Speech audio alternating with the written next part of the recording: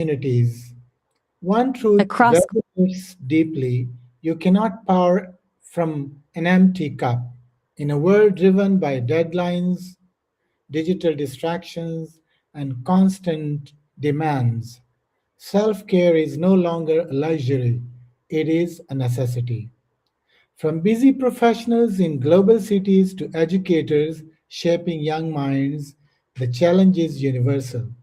How do we sustain our energy, protect our well being, and build habits that truly support a meaningful life?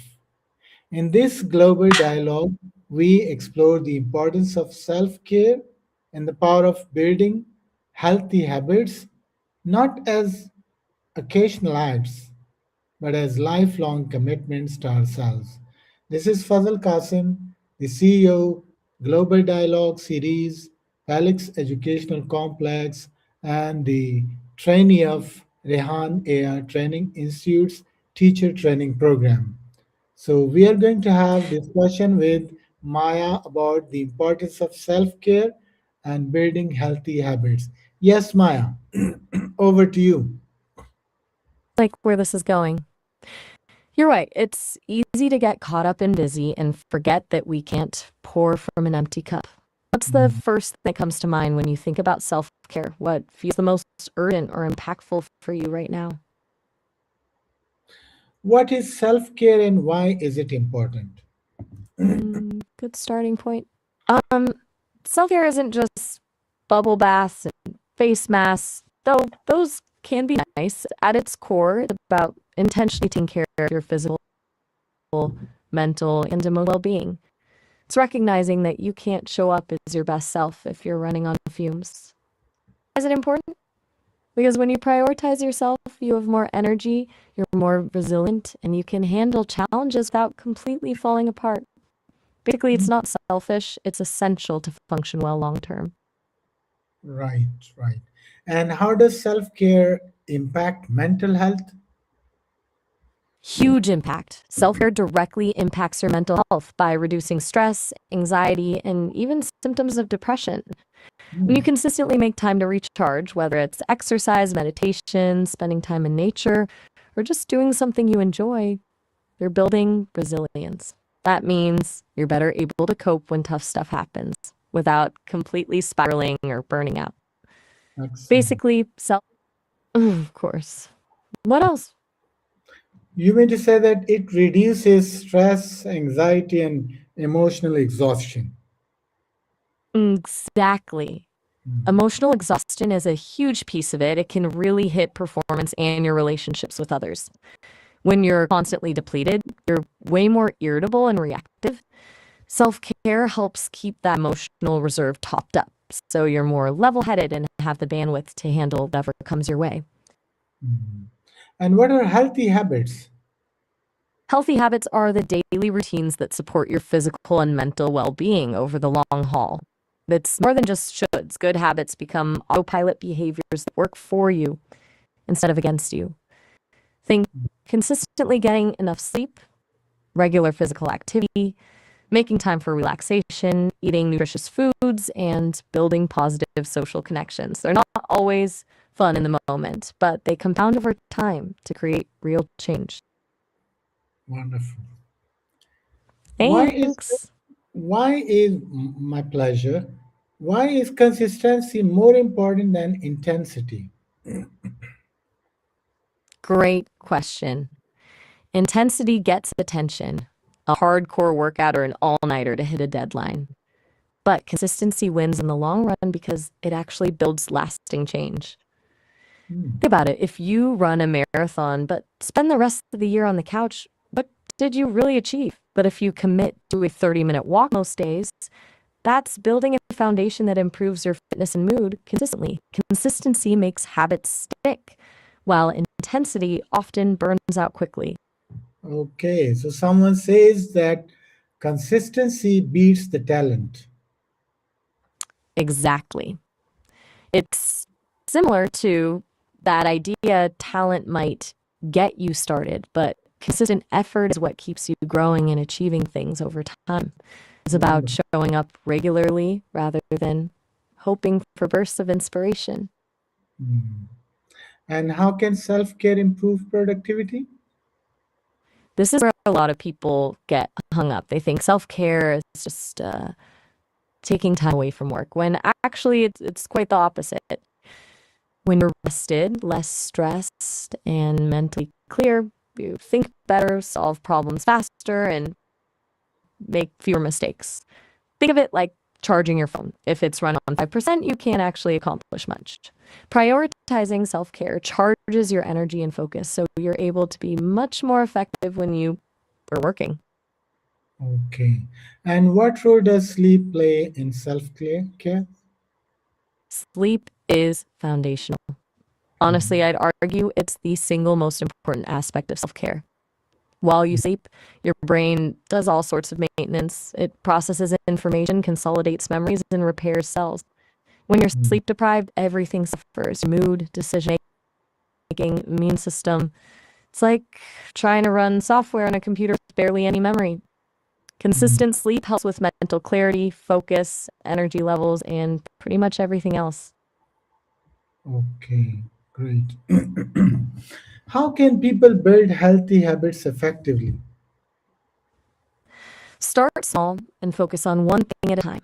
Don't try to overhaul your entire life in 1 week. That rarely works. Pick one small habit you want to build. Maybe it's drinking more water, going to bed 15 minutes earlier, or taking a 5-minute walk each day.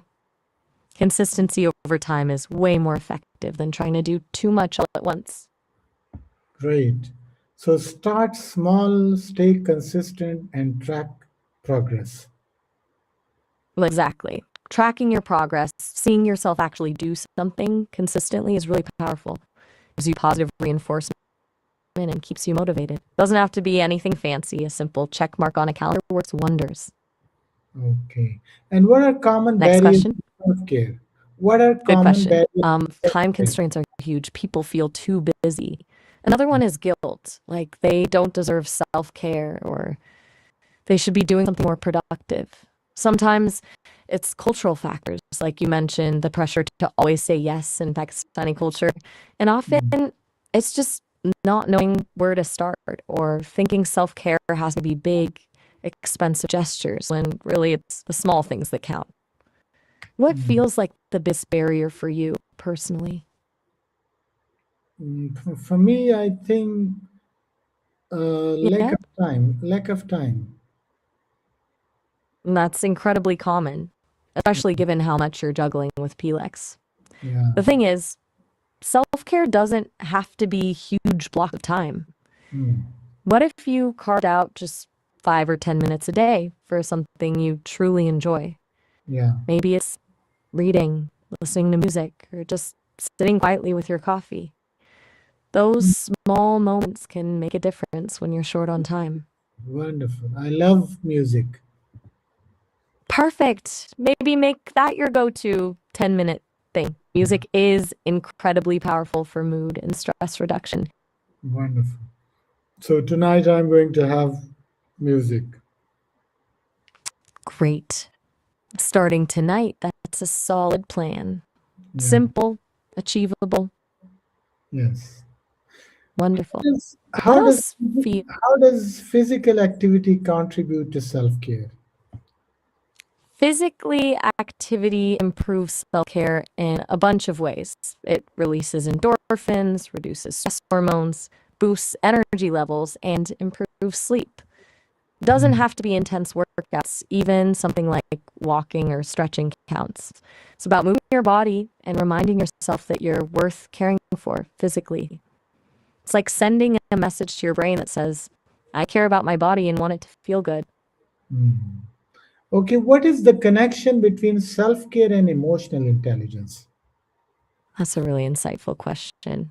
Self care Mm. and emotional intelligence are deeply linked. Emotional intelligence is about understanding your own emotions and managing them effectively, self awareness, self regulation.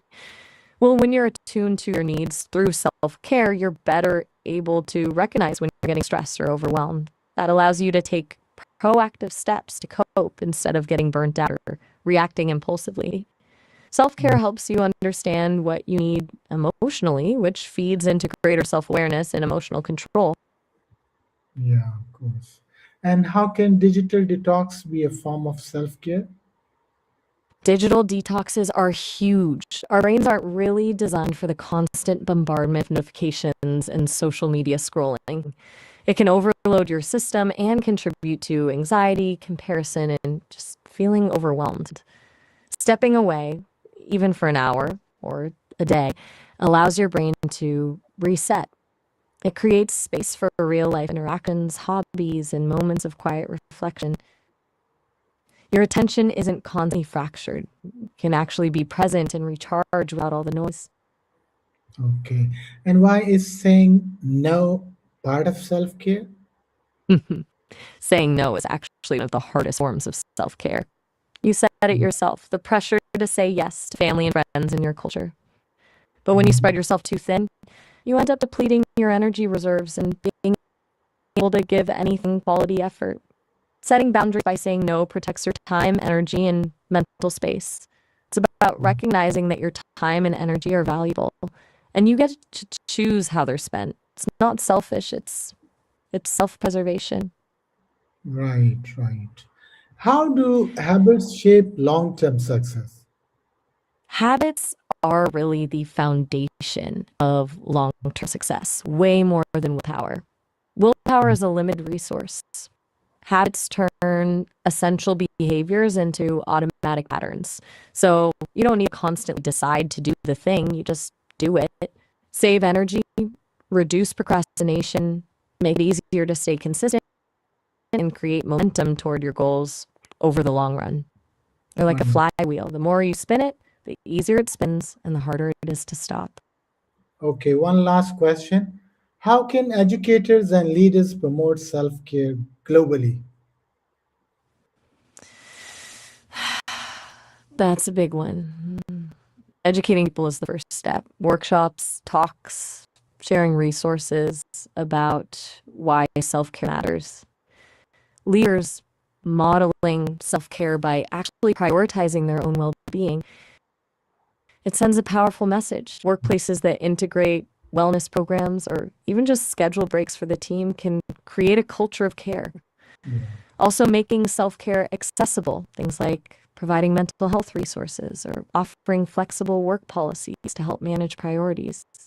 right. Start small, normalize it instead of stigmatizing it. Make it practical, not just fluffy.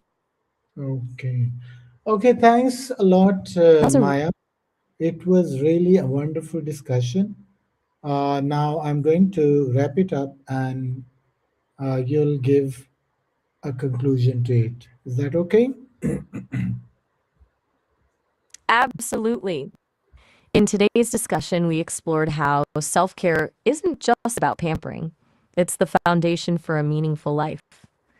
From prioritizing sleep to setting boundaries and embracing small habits, we covered how self care fuels our productivity, enhances our emotional intelligence, and ultimately sustains our success. And to remember, it's in these daily commitments to ourselves that we find the strength to keep giving, keep growing, and keep building the lives we desire. One, Thank you for this val. one- Oh, sorry, I got carried away. You said you were going to wrap it up, not me giving a conclusion. okay, I'm You're going welcome to to. wrap it up. Okay. So, dear viewers, from classrooms to corporations, from homes to global institutions, the message is clear. Self care is not selfish, it is strategic. In a rapidly evolving world, those who thrive are not just the busiest, but the most balanced. Healthy habits are the invisible architecture of a successful life. They shape our days, define our energy, and determine our future. As this global dialogue reminds us, true success is not measured by how much we achieve at the cost of ourselves, but by how well we sustain our growth while nurturing our well being. Take care of yourself today because the future you is depending on it. That was perfect. a powerful closing message. Sounds like you really took this to heart today. Thank you. Thank you so much. You're very welcome. I'm glad we had this conversation. I'll talk to you soon. Okay, see you then. Bye for now. Take care, Qasim. Take care. Goodbye. Bye.